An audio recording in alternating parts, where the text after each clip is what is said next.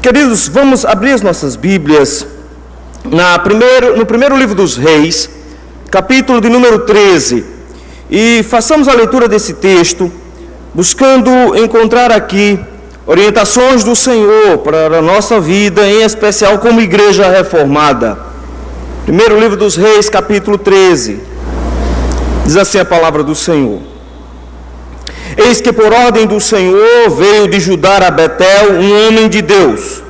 E Jeroboão estava junto ao altar para queimar incenso. Clamou o profeta contra o altar por ordem do Senhor e disse: Altar, altar, assim diz o Senhor: Eis que um filho nascerá à casa de Davi, cujo nome será Josias, o qual sacrificará sobre ti os sacerdotes dos altos que queimam sobre ti incenso, e ossos humanos se queimarão sobre ti. Deu naquele mesmo dia um sinal, dizendo: Este é o sinal de que o Senhor falou: Eis que o altar se fenderá e se derramará a cinza que há sobre ele. Tendo o rei ouvido as palavras do homem de Deus que clamara contra o altar de Betel, Jeroboão estendeu a mão de sobre o altar, dizendo: Prendei-o. Mas a mão que estendeu contra o homem de Deus secou e não a podia recolher. O altar se fendeu e a cinza se derramou do altar, segundo o sinal que o homem de Deus apontara por ordem do Senhor.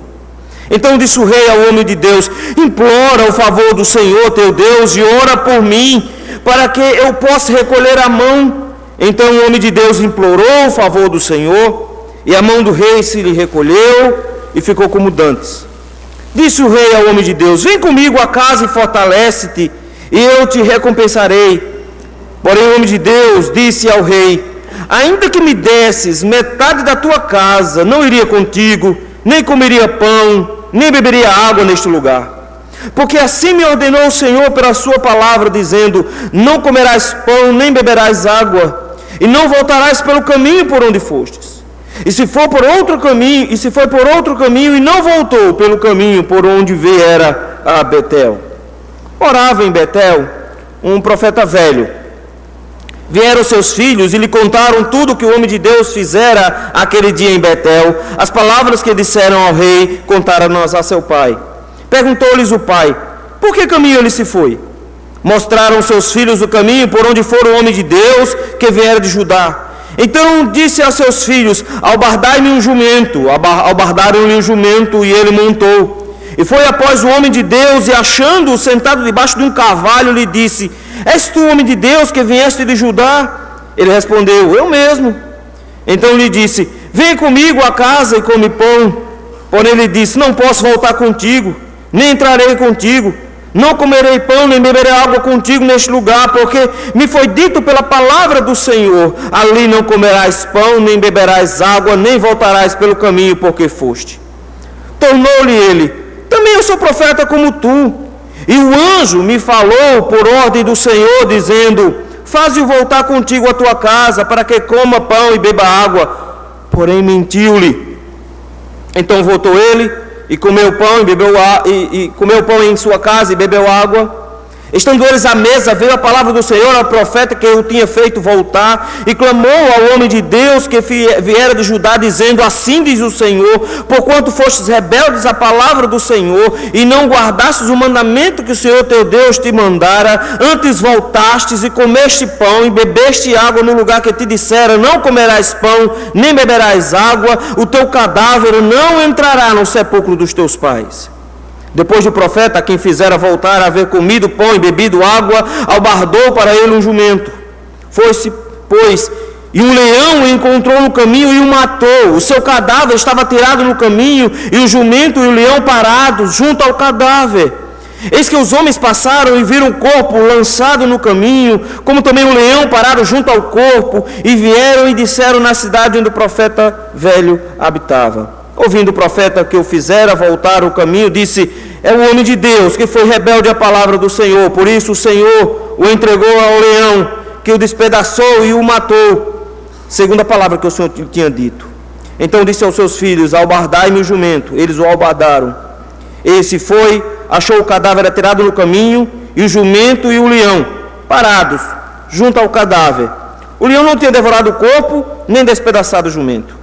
Então o profeta levantou o cadáver do homem de Deus e o pôs sobre o jumento e o tornou a levar. Assim veio o profeta velho à cidade para chorar e enterrar. Depositou o cadáver no seu próprio sepulcro e o prantearam, dizendo: meu irmão. Depois de haver sepultado, disse a seus filhos: quando eu morrer, enterrai-me no sepulcro em que o homem de Deus está sepultado, pondo os meus ossos junto aos ossos dele.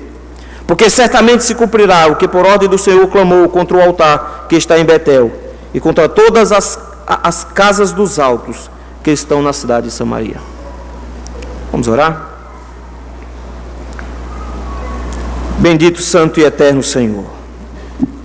Muito obrigado, Senhor, por um momento tão especial onde nós nos encontramos com o Teu povo reunidos, Senhor, na Tua presença em adoração, nos encontrando contigo e podendo, Senhor, render graças, poder louvar ao Senhor, poder estender ao Senhor as nossas vozes e orar, na certeza que os Seus ouvidos estão atentos aos nossos pedidos, aos nossos clamores.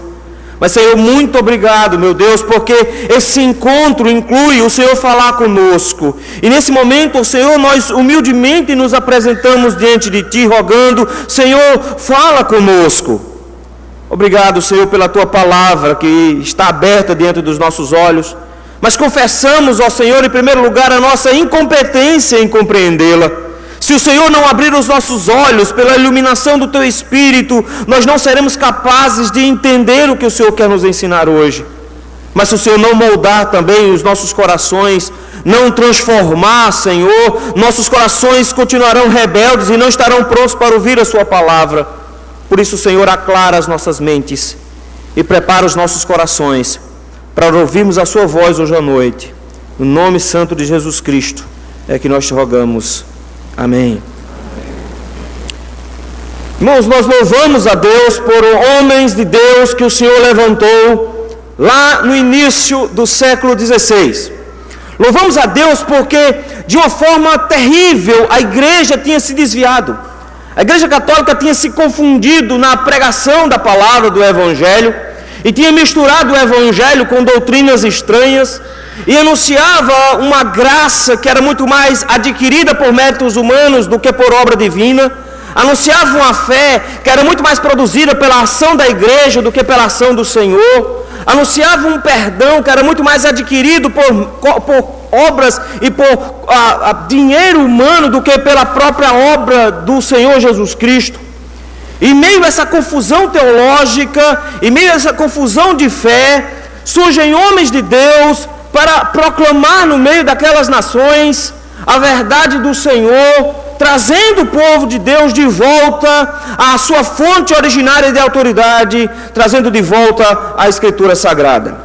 Ao mesmo tempo que se levantava a reforma, se levantava também um outro grupo chamado a Reforma Radical, um grupo de anabatistas.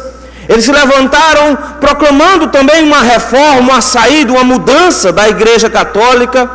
Mas ao mesmo tempo, meus irmãos, a sua ruptura, mesmo que aparentemente bem radical, comungava com a Igreja Católica de alguns princípios, o que tornava os reformados diferentes, tanto dos católicos como dos anabatistas.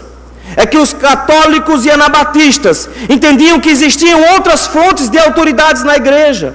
Os católicos entendiam que eles tinham não só as Escrituras, mas eles tinham o Papa quando falava, eles tinham a tradição quando falava, eles tinham os pais da igreja quando falavam, de forma que quando os papas e os pais da igreja e a tradição falavam, e inclusive contradizendo as Escrituras, a Escritura era simplesmente colocada de lado e a palavra desses homens valia mais. Ao mesmo tempo, os anabatistas tinham os seus homens de Deus, que eles julgavam ter o Espírito Santo, e quando eles falavam de maneira tão autoritativa que a própria palavra também era jogada a segundo plano. Chega então os reformados e dizem: só a Escritura, só a palavra de Deus, a nossa única fonte, a nossa única regra de fé e de prática para a igreja é a Bíblia. Nós não acreditamos em nenhuma outra coisa mais, nós não nos submetemos a nenhuma outra coisa mais, se essa outra coisa não estiver submissa à Escritura Sagrada.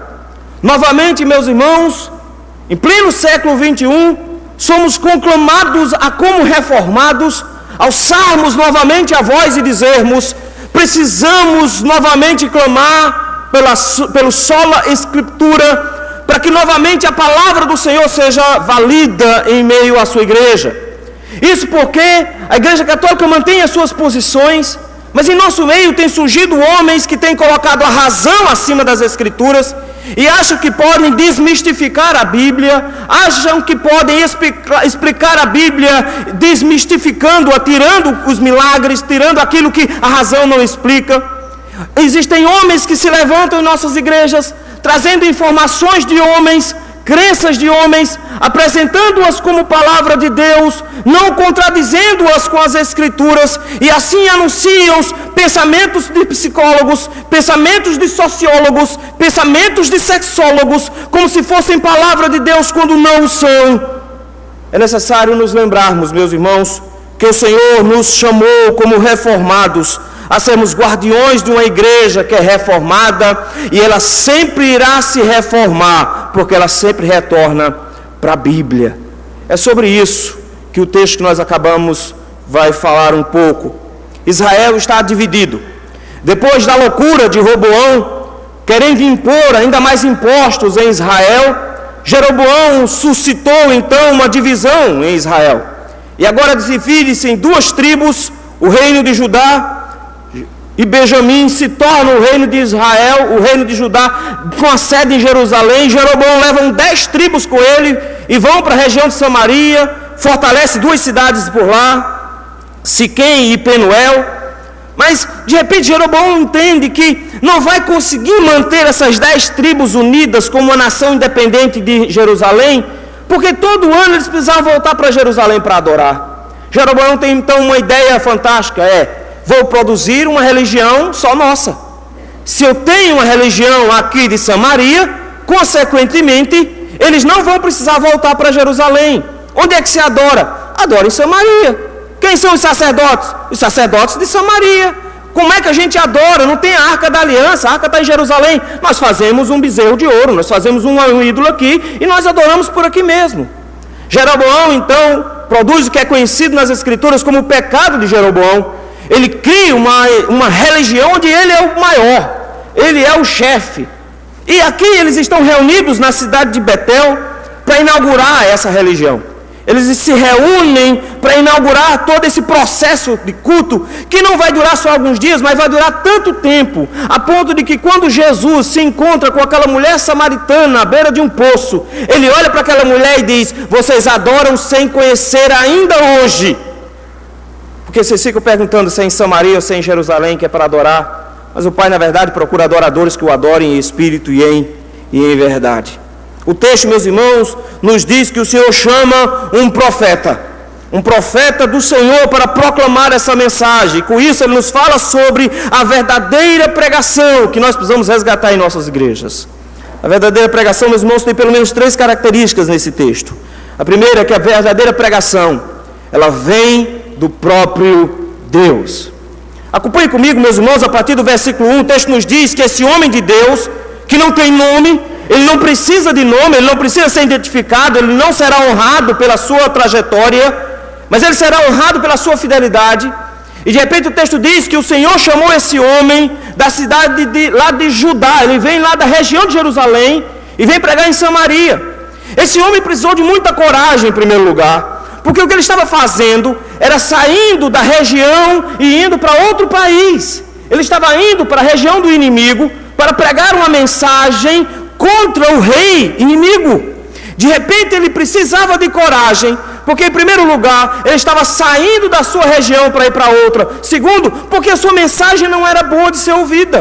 A mensagem dele era uma mensagem de destruição, era uma mensagem de juízo do Senhor contra Jeroboão. O texto nos diz que a palavra dele era bem simples.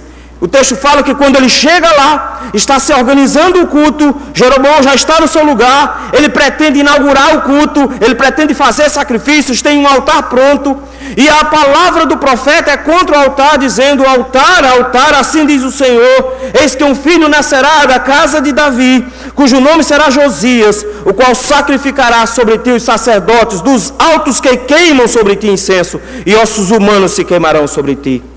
Na verdade, esse homem de Deus chega agora e diz: a palavra que eu tenho para dizer a vocês é de que Deus vai levantar um homem, um rei em Israel, chamado Josias, e não ia acontecer nos dias próximos. Isso aqui acontece 300 anos depois dessa profecia. E 300 anos depois o Senhor enviou Josias, um homem de Deus, que destruiu esse altar, queimou os ossos dos sacerdotes sobre esse altar, tornando esse altar agora inviável para a produção de sacrifício, porque ele foi manchado para sempre com cinzas humanas. E de repente ele chega e diz: isso vai acontecer, essa é a palavra do Senhor. O Senhor rejeita o culto de Jeroboão e a mensagem é dura. E para que as pessoas crescem na mensagem desse profeta do Senhor, para que eles entendessem de que o profeta do Senhor, com toda a coragem e força, estava anunciando, ele deu um sinal. E o sinal era: o altar vai se fender ao meio, ele vai se abrir, as cinzas que estão em cima dele vão cair, e vocês vão ver que o Senhor disse isso, e que o Senhor vai cumprir, mandando um homem chamado Josias depois. No momento em que ele está profetizando, acontece o óbvio. Jeroboão estende a mão por cima do altar, ele está na festa, é o ponto alto do seu culto, ele é a grande estrela desse culto, ele está se apresentando diante de todo mundo, e agora chega esse profeta vindo de Judá para estragar tudo. Ele levanta a mão, aponta para o profeta e diz: prendam-no. Mas o texto nos diz que a mão do rei ficou ressecada, ficou dura, ele não podia mais recolhê-la. E ele agora fica em pleno desespero, porque ele agora é um rei que só pode apontar para frente. Ele é um rei que não consegue mais recolher a mão. Ele tem um braço duro. E ele ficou desesperado quando aconteceu aquilo. E ele então faz o quê? Recorre ao único homem de Deus que ele conhece, o que veio de Judá. Ora por mim. Pede a Deus para esse meu braço voltar ao normal. Rapaz, quando eu apontei para você, o meu braço ficou duro. Pede a Deus. E o texto diz que o homem de Deus implora ao Senhor e o braço de Jeroboão volta ao normal. E Jeroboão chega com uma proposta fantástica. A proposta diz: agora vamos lá para casa. Rapaz, você agora virou meu amigo agora. Quero mais prender você não. Depois que meu braço voltou ao normal, agora você é meu amigo. Vamos lá para casa. Eu vou te dar um banquete, eu vou te dar comida. Você deve estar cansado. Vou te dar água, vou te dar bebida. Eu vou te dar até uma ofertinha, porque você volta para casa mais feliz. Vamos lá para casa. E o rei, e de repente o homem do Senhor olha para o rei e diz: de jeito nenhum. Se você me desse metade do seu reino, eu não ia. Porque a voz do Senhor foi muito clara. A voz do Senhor foi: vá, entregue a palavra, não coma, não beba, não fique na casa dele, pelo caminho que você você volta por outro.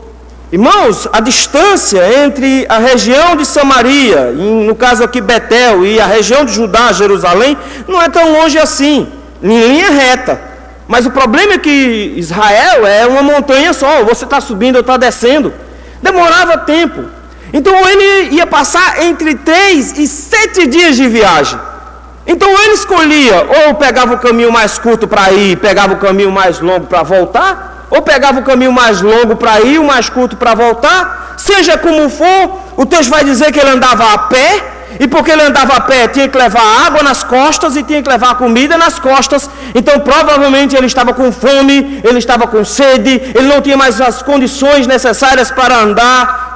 Mas mesmo assim ele diz: não volto.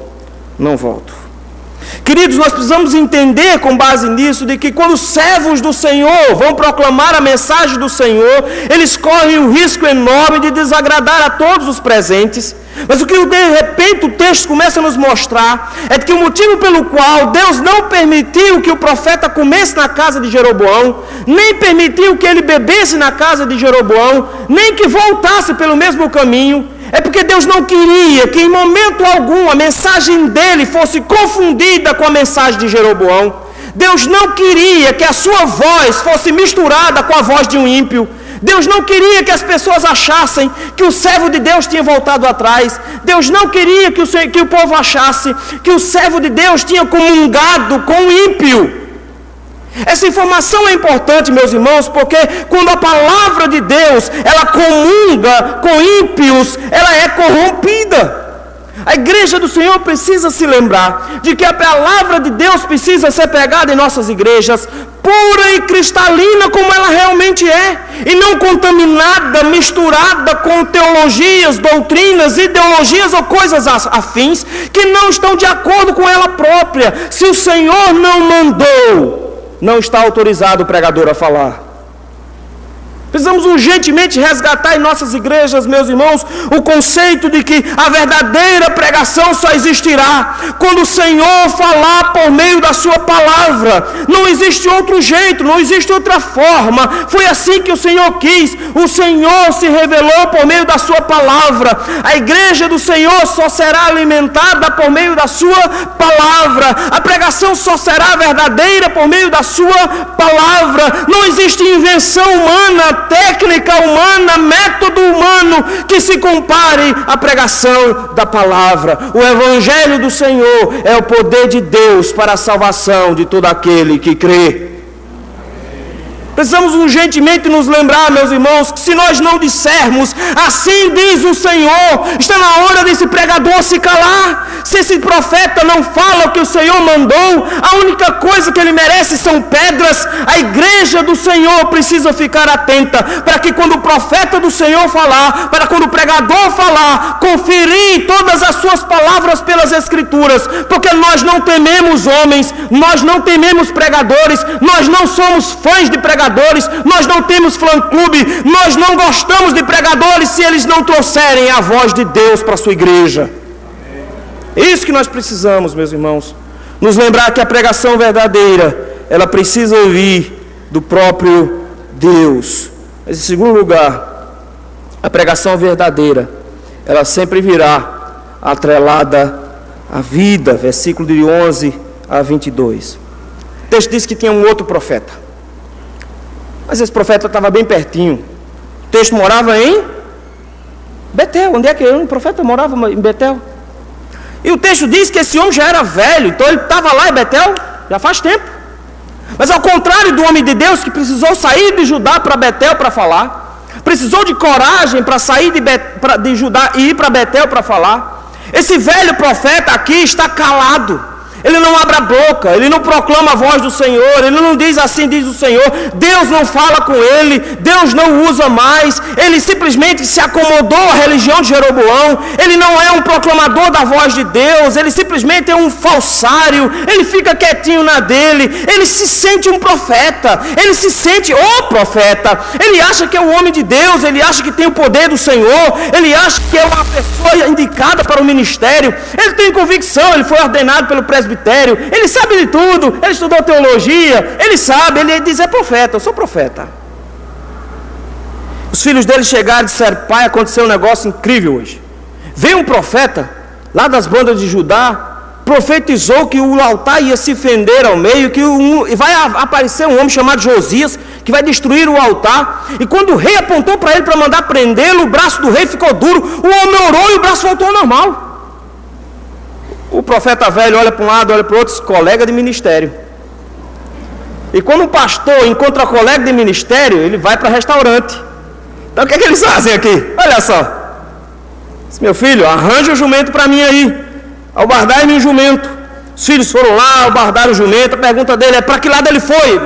Isso porque ele não iria vir e voltar pelo caminho por onde ele veio. Então ele não sabia necessariamente por onde o profeta estava voltando. E os filhos dele disseram, o profeta veio por tal caminho. Ele pega o jumento, corre, tenta acompanhar o profeta do Senhor. O profeta do Senhor está a pé, já está caminhando há vários dias, está cansado, passou um dia difícil.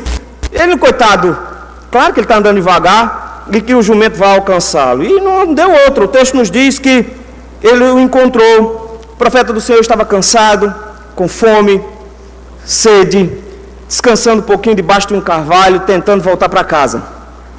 E o profeta velho chega lá e diz, você é o homem de Deus? Ele diz, sim, sou. Não tem outro que clame aqui, só foi esse mesmo. E ele diz, meu filho, vamos lá em casa. Versículo número 15, ele diz, vem comigo a casa e come pão. Você está fraco, rapaz, você não vai aguentar a viagem de volta, vamos lá em casa. Vamos comer alguma coisa, vamos se fortalecer, vamos lá em casa. A voz do profeta do Senhor, a voz do servo do Senhor, é a mesma voz que ele deu para o rei Jeroboão. Ele disse: de jeito nenhum, o Senhor me prometeu, me proibiu de comer e de beber nessa região aqui. Eu não posso comer na sua casa, eu não posso beber na sua casa. Meu irmão, eu não posso nem voltar pelo mesmo caminho. O Senhor me deu ordens expressas. Não interessa se eu estou passando dificuldade, não interessa se eu estou passando fome e sede, não interessa se o caminho é longo, não importa. Eu tenho uma ordem do Senhor, eu não posso obedecer. E aí vem o perigo, meus irmãos. Versículo número 17. O texto nos diz que, de repente, ele diz assim: olha, a palavra do Senhor foi essa, que eu não devo comer. Mas versículo 18, chega agora o profeta velho e diz: não, meu filho, prazer, eu sou pastor também. Do mesmo pretérito, parecido, né? Deve ser do mesmo sínodo. Sou profeta com você, meu filho. E tem mais, eu sou canela de fogo. Um anjo me falou lá em casa. Estava lá em casa, me disseram que você estava passando por essa dificuldade toda. Um anjo veio, falou comigo e disse: não deixe o coitado do profeta voltar desse jeito. Vá lá, alcance-o, pegue-o, traga-o de volta contigo, faça ele voltar à tua casa.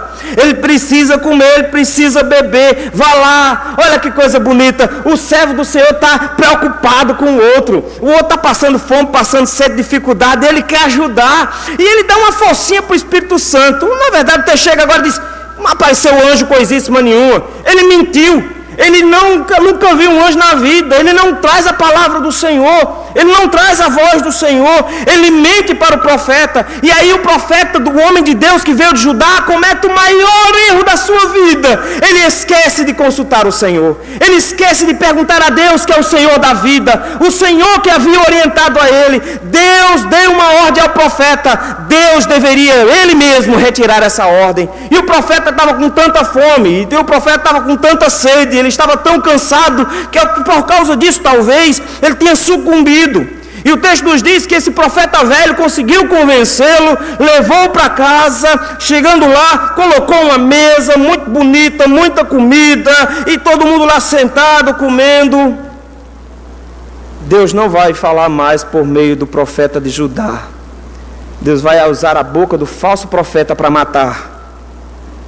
E o texto diz que o falso profeta se levanta no meio do jantar e diz: agora sim o Senhor vai falar. Assim diz o Senhor: você foi rebelde à palavra do Senhor. Você não guardou o meu mandamento. O mandamento que Deus te mandara. Versículo 22. Pelo contrário, você voltou, você comeu pão, você bebeu água, no lugar que eu te disse: não comerás pão, nem beberás água. Agora vem o juízo do Senhor. E o juízo do Senhor é terrível para o profeta. O grande prazer, a grande alegria de um homem de Deus naquela época era ser enterrado com seus pais. Todo sertanejo é assim. Eu sou sertanejo. A gente anda pelo mundo todo, mas adivinha o que a gente quer voltar? Tem nem água lá agora, mas a gente quer voltar para lá. E não interessa onde esteja. Se morrer, levem. Se não quiser levar, deixa que os parentes venham buscar. Quer ser enterrado todo mundo no mesmo canto. Isso era uma honra, isso era um privilégio. O Senhor chega agora e diz: você não terá a honra de ser enterrado com seus pais. Você vai ser enterrado com um cara terrível. O texto diz que ele não vai ser enterrado com seus pais, versículo número 22. Pelo contrário, ele deverá morrer no caminho. Precisamos entender, meus irmãos, que a palavra do Senhor, quando é pregada na igreja, ela é vida. Ela produz vida. Quando a palavra do Senhor é proclamada, o Senhor produz salvação. A fé vem pelo ouvir e ouvir a palavra do Senhor. Os homens de Deus são chamados a proclamar a palavra de Deus de forma fiel, de forma direta e de forma verdadeira. Mas quando a igreja do Senhor acolhe falsos profetas, que dizem: assim diz o Senhor, quando o Senhor não disse, que dizem que viu o anjo quando não viu, que dizem que ouviu a voz do Senhor quando não ouviu, quando a igreja do Senhor escuta homens falsos, profetas, homens mentirosos, que simplesmente anunciam que falam em nome do Senhor quando não falam, Esses homens não só trazem condenação sobre sua própria cabeça, eles não trazem só condenação sobre sua própria existência, mas eles matam a igreja, eles matam o povo, eles matam as pessoas. Pregadores, meus irmãos, de um evangelho falso são muito mais perigosos do que grupos de extermínio. Pregadores de evangelho falso são muito mais perigosos do que bombas atômicas. Pregadores de evangelho falso são muito mais perigosos do que uma horda de bandidos, porque se todos matam o corpo, mas pregadores falsos mandam multidões para o inferno. Pregadores falsos levam homens e mulheres para corromperem os mandamentos do Senhor. Pregadores falsos mentem em nome de Deus, obrigando o povo de Deus a sucumbir diante do pecado. Desobedecem às ordens do Senhor, porque obedecem um lobo travestido de cordeiro. A palavra do Senhor é vida, meus irmãos, mas a palavra na boca de um falso profeta é morte, e ele matará a todos aqueles que derem ouvidos a ele. A única coisa que nós podemos fazer é recorrer à Escritura, consultar o Senhor novamente, e todo pastor que subir a esse púlpito deve estar submisso às Escrituras. Os irmãos serão o crivo de avaliação, devem consultar a Bíblia para saber se o que ele falou era verdade. Não se enganem, meus irmãos, falsos profetas não estão só em igrejas neopentecostais, não estão somente espalhados pela rua ou nos canais de TV.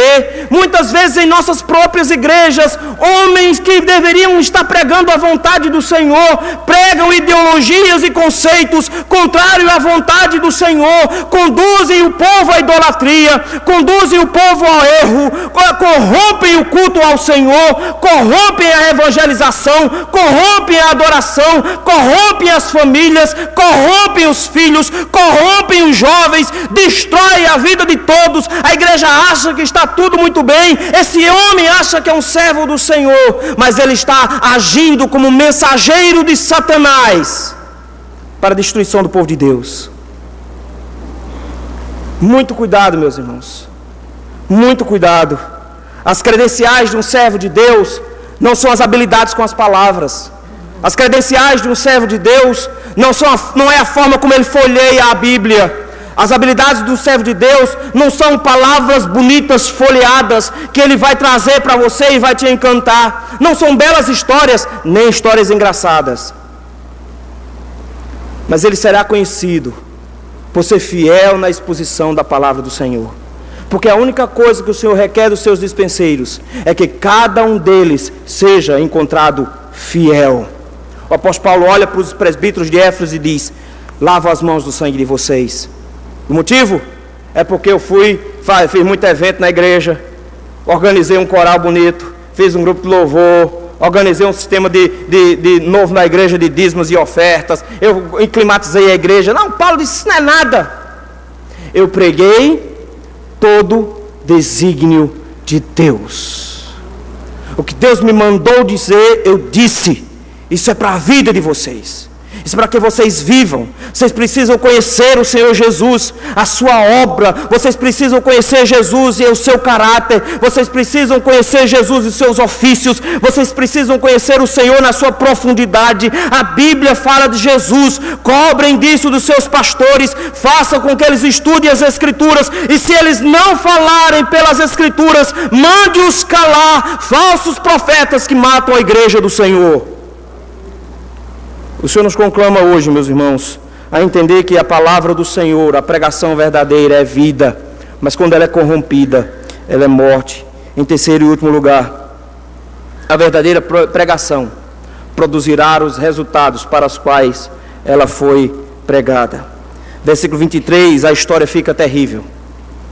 Porque no versículo 23 o texto nos diz que depois de o profeta ouvir isso, ter comido e ter bebido água, o profeta velho ainda deu um conforto derradeiro. Note como ele está preocupado com o conforto do profeta do Senhor.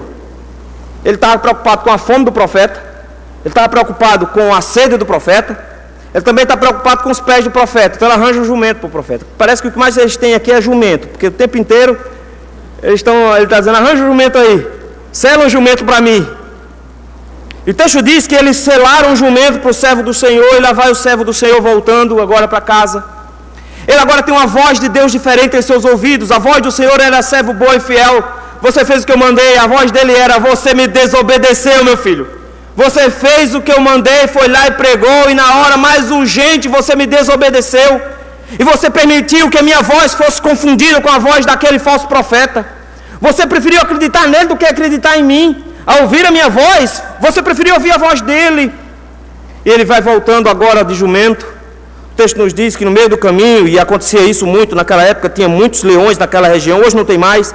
Os irmãos vão ver, por exemplo, que Sansão mata leão, e tem Davi diz que mata leão. Então tinha muitos leões naquela região. O texto diz que um leão avançou, pulou sobre o servo do Senhor, e o matou, e o deixou no chão. Ah, que acaso, que fortuito, que tragédia. Não, meus irmãos, não foi uma tragédia. O texto faz questão de mostrar que aconteceu um milagre ali. Não foi uma morte, não foi um mero acaso, não foi um acidente. Acidentes acontecem, mas esse aqui não foi. E o Senhor faz questão de deixar isso muito claro. O Senhor faz questão de mostrar de que o que Ele está mostrando, o que Ele está fazendo é produzindo os resultados da sua palavra. Porque Deus, quando fala, a palavra dele não volta para Ele vazia, produzirá vida ou produzirá morte. Será o bom perfume de Cristo, para um cheiro de vida, para outro cheiro de morte. O texto diz que a prova de que isso não foi acaso é que o leão não estava com tanta fome assim. Notaram isso? O texto diz que ele matou o homem, e agora, ao invés de um assassino, ele se torna o melhor cão de guarda que eu já vi. Porque cachorro, o pessoal ainda tira pedra para ver se encosta, mas de leão eu acho que não encosta não. E de repente vem uns homens andando pelo caminho, e olha o susto na estrada. Chega lá, tem um leão na estrada. Eita, o leão matou um homem. Eita, tem um jumento do lado, e o leão nem está comendo o jumento, nem está comendo o homem. Ele está do lado, está fazendo guarda. O jumento não se assustou com o leão. O jumento continua do lado do corpo. O corpo está estirado e o leão fazendo guarda.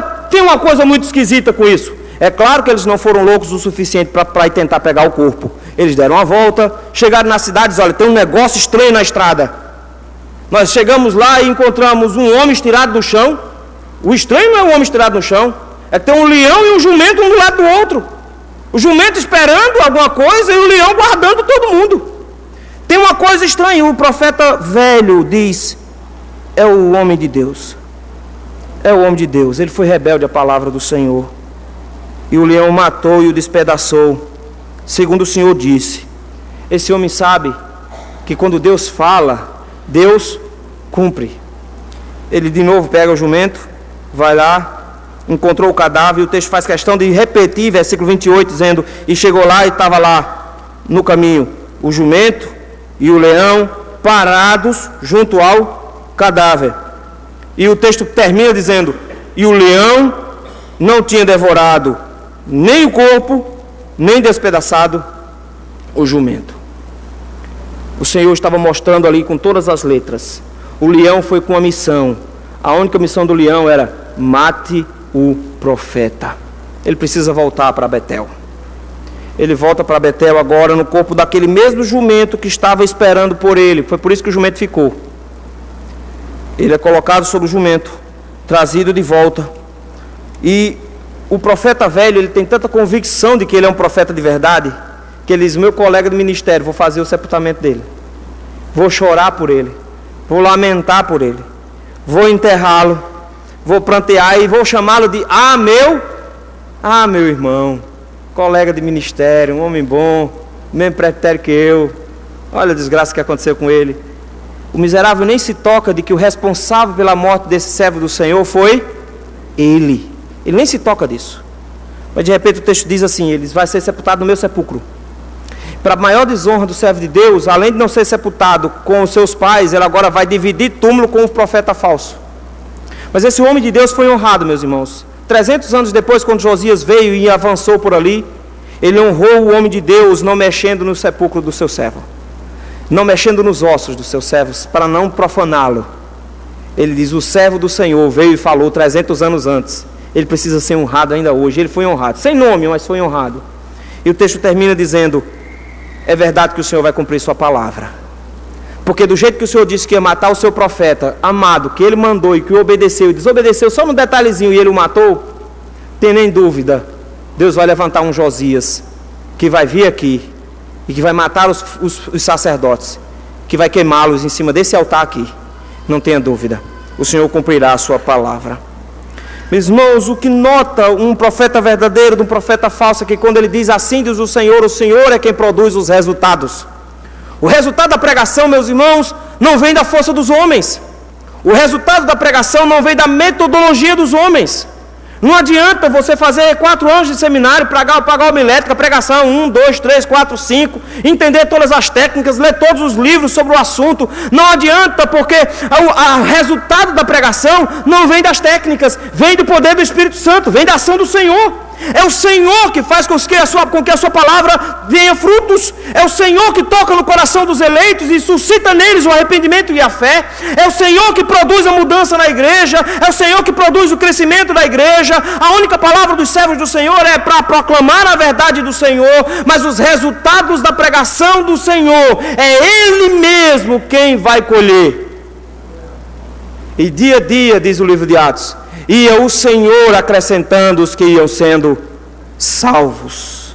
É o Senhor, meus irmãos, que resgata o povo. É o Senhor que transforma o povo. É o Senhor que faz a sua igreja crescer. É o Senhor que muda, quebra, transforma os corações dos ímpios por meio da sua palavra. Precisamos urgentemente nos lembrar disso, para não acharmos de que os nossos métodos e as nossas técnicas estão fazendo diferença.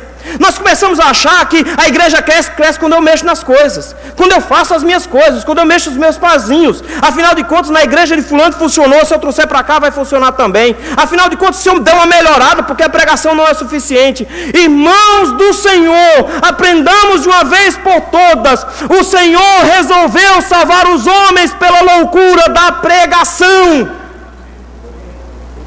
Não foi teatrinho, não foi filminho, não foi historinha colorida, foi por meio da pregação. Nós não acreditamos mais na voz de Deus nas igrejas, nós achamos que precisamos dar uma forcinha para o Senhor. Eu gosto de Mauro Maister quando ele diz que se uma imagem vale mais que 1000 palavras, e o Senhor acreditasse nisso, Ele tinha feito a Bíblia um gibi, que a gente ficava olhando as figurinhas, mas o Senhor não. O Senhor criou todas as coisas pelo poder da sua palavra. A voz dele quando fala acontece, e quando ele diz existe, e porque a sua voz é verdadeira, ele resolveu que a sua igreja vai salvar as pessoas que estão perdidas por meio da sua voz também. É pela pregação da palavra, é quando a Bíblia é exposta, é quando a Bíblia é explicada e aplicada para a igreja, que o Espírito Santo atua. Não são métodos humanos, não são historinhas humanas, não são coisas que os homens fazem, não é musiquinha enquanto o pregador canta ou prega, é simplesmente quando o Espírito Santo usar a palavra. Nós precisamos urgentemente nos lembrar disso, porque os resultados da pregação, meus irmãos, não podem estar nas costas dos pastores. Vocês têm que cobrar deles para que eles sejam fiéis à palavra. Eles têm que pregar fielmente as Escrituras. Mas o Senhor será fiel no meio do seu povo. E no dia em que a voz de Deus for ouvida no meio do seu povo, ninguém que for eleito do Senhor ficará parado. O Espírito Santo tocará nesses corações, retirará os corações de pedra, colocará um coração de carne, fará com que eles sejam cheios do Espírito Santo, e eles também serão proclamadores da voz do Senhor. Igreja de Cristo, como reformados, vamos clamar urgentemente os resultados da pregação. Vem de Deus e dele somente, para que a glória seja só dele, para que toda a honra seja só dele, e que no final das contas nós sejamos somente vasos de barro, instrumentos, ferramentas, que sem a utilização de um hábil construtor não serve de nada. É o Senhor quem constrói a sua igreja, é o Senhor quem gosta de ver o seu povo reunido, é o Senhor que tem prazer em trazer os seus filhos para junto de si. Ele resolveu que vai levá-los todos para morar com eles pela eternidade. Ele gosta de ver os seus filhos juntos, e Ele fará isso por meio da pregação da sua palavra. Queridos, somos desafiados hoje à noite a abraçarmos a reforma de volta. Abraçarmos simplesmente dizendo ao mundo: essa igreja é a igreja de um livro só. Antigamente, lá no sertão, eu sou paraibano, junto com o reverendo Ageolindo Pinto. Alguns irmãos aqui lembram dele. Era pequenininho, a Bíblia é maior do que eu debaixo do braço, correndo de pedrada na praça de São Bentinho, lá perto de Pombal. Fugindo de pedrada na cidade de Cajazeirinhas, lá perto de Pombal. Homens de Deus que pregaram o Evangelho, que anunciaram a verdade do Senhor, quase morrendo, mas que foram fiéis ao Senhor em todos os momentos, simplesmente para dizer: a voz do Senhor é o que transforma o mundo. Para de confiar na educação. Ah não, se a educação melhorar, a gente vai melhorar. Se o Evangelho for proclamado, nosso país melhora. Ah, nós precisamos de uma economia mais sólida para melhorar. Não, nós precisamos do Evangelho para melhorar. Ah, nós precisamos de segurança. Nós não precisamos de conversão nesse país para melhorar. Ah, nós precisamos de melhores políticos. Não, nós precisamos de melhores crentes para esse país melhorar.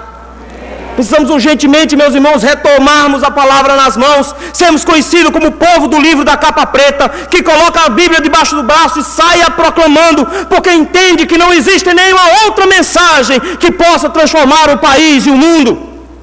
Nós possuímos a solução.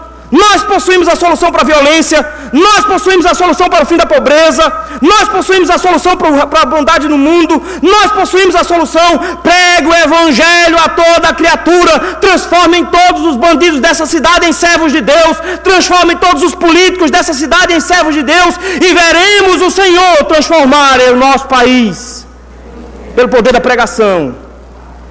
Precisamos urgentemente resgatar a fala da reforma. Só a Escritura em nossas mãos pode zerar isso. O Senhor nos conclama hoje, meus irmãos, a nos lembrarmos de que a palavra do Senhor tem que vir dele. Não aceite pregação que venha de homens. Voz que venham de homens não serve. Avalie os seus profetas e pastores pela palavra de Deus. Questione-os para que eles saibam de que você está preocupado em obedecer a Deus e não a homens. Entenda que a palavra do Senhor é vida, mas a palavra daqueles pregadores de TV é morte. Eles produzem inferno no coração das pessoas, eles levam os homens a serem idólatras, eles transformam o coração dos homens em corações ainda mais duros. Somente a palavra do Senhor produz vida, e aqueles que ouvem a palavra do Senhor e a recebem, do seu interior fluirão rios de água da vida. E descansa no Senhor. Você pode ter um parente que precisa do Evangelho. O que eu preciso fazer? Trazer para a igreja? Que nada, meu irmão, é muito mais fácil levar a Bíblia para ele. Ensina as Escrituras. Eu tinha 8 anos de idade quando encontrei o Evangelho, e eu obrigava minha mãe todo dia, quando eu voltava da escola dominical, a escutar a historinha, e ela tinha que cantar a musiquinha que eu aprendi e recitar o versículo. E o Senhor salvou a minha família toda por causa de um garoto de 8 anos que resolveu que deveria ensinar a Bíblia. Nós não precisamos de mais nada. O Senhor produzirá os resultados no nosso meio. Que clamemos com alta voz, como reformados que somos: só a Escritura, só a Escritura. Nós somos um povo de um livro só. Nossa única regra de fé e prática é as Escrituras Sagradas. Que o Senhor nos abençoe, meus irmãos. Amém.